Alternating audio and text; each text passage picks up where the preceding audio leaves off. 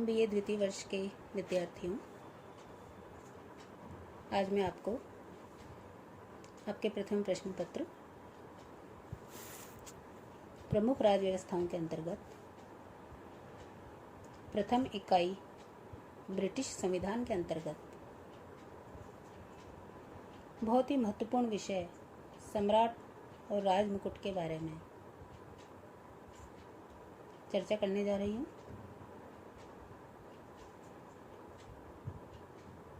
Lovell के शब्दों में यदि हम कहें तो यदि सम्राट राज्य के पोल की प्रेरक शक्ति नहीं है तो भी वह उस पौध का मस्तूल अवश्य है जिस पर पाल लटका हुआ है, और इस प्रकार वह उस पौध का न केवल लाभदायक वरना अत्यंत आवश्यक अंग है।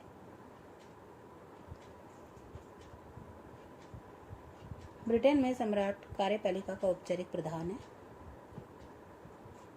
ब्रिटेन में संसदीय शासन व्यवस्था है और संसदीय शासन प्रणाली की विशेषता होती है कि इसमें कार्यपालिका के 2 प्रधान होते हैं, औपचारिक और वास्तविक प्रधान।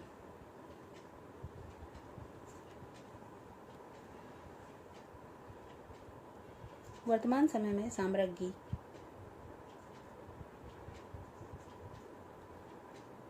एलिजाबेथ द्वितीय सम्राट पद पर आसीन है।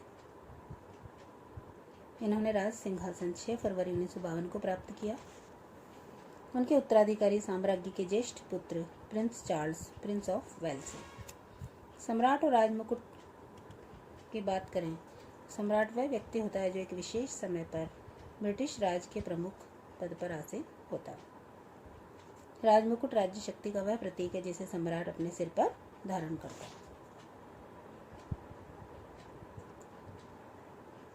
ग्लेडस्टोन के शब्दों में कहा जा सकता है कि अंग्रेजी संविधान के साहित्य में अनेक सूक्ष्म भेद हैं, पर उनमें से इतना अधिक महत्वपूर्ण कोई नहीं है जितना महत्वपूर्ण सम्राट और राजमुकुट का भेद है। अब प्रश्न ये उठता है कि राजमुकुट क्या है।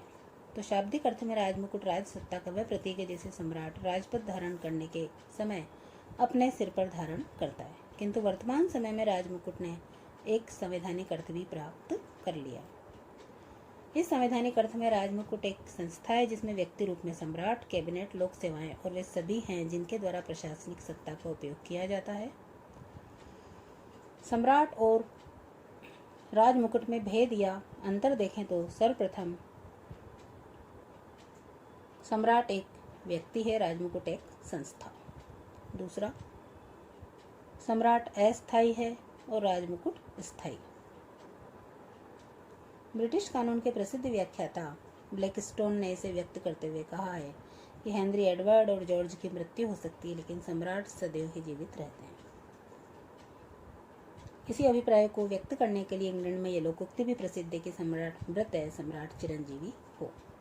तीसरा जो प्रमुख अंतर है, सम्राट व्यक्तिक है और राजमुकुट सामूहिक। सम्राट का रूप व्यक्तिक है जबकि राजमुकुट का सामूहिक। राजमुकुट की शक्तियों का प्रयोग एक व्यक्ति द्वारा नहीं होकर अनेक व्यक्तियों द्वारा होता है। चौथा प्रमुख अंतर है, वास्तविक प्रशासन में सम्राट शक्तिहीन है और राजमुकुट सर्वशक्तिशाली। सम्राट के उत्तराधिकार के नियम की चर्चा करें तो वर्तमान समय में सम्राट के उत्तराधिकार नियम सन 1702 के उत्तराधिकार नियम के द्वारा ही निर्धारित किए जाते हैं। राजमुकुट की शक्तियाँ अथवा सिद्धांत के रूप में सम्राट की शक्तियों को देखें तो 2 स्रोतों से इनका विशेष विकास हुआ है, राजकीय विशेषाधिकार और संसदीय अधिनियम। राजमुकुट की शक्तियों को हम कई शीर्षक में विभक्त कर सकते हैं। इन शीर्षकों में प्रमुख है कार्यपालिका शक्तियाँ, दूसरा व्यवस्थापन संबंधी शक्तियाँ, तीसरा न्याय संबंधी शक्तियाँ, चौथा धार्मिक क्षेत्र में शक्तियाँ, पांचवा सम्मान का स्रोत। तो इस प्रकार से राजमुकुट की शक्तियों या सिद्धांत रूप में सम्राट की शक्तियाँ देखें तो राजमुकुट की शक्तियाँ पहली कार्यपालिका शक्ति है जिसमें सबसे प्रमुख कार्य राष्ट्रीय कानूनों को क्रियान्वित करना है। दूसरा व्यवस्थापन संबंधी शक्तियाँ हैं जिनमें दोनों सदनों में से द्वितीय सदन के निर्माण के संबंध में राजमुकुट को शक्ति प्राप्त है। तीसरा न्याय संबंधी शक्तियाँ हैं। ब्रिटेन के सभी न्यायालय सम्राट के न्यायालय कहलाते हैं।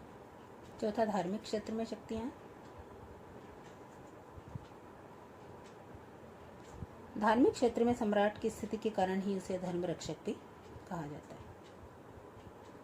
इंग्लैंड में एंग्लिकन चर्च है और रानी एलिजाबेथ के समय से ही सम्राट इसका प्रमुख है।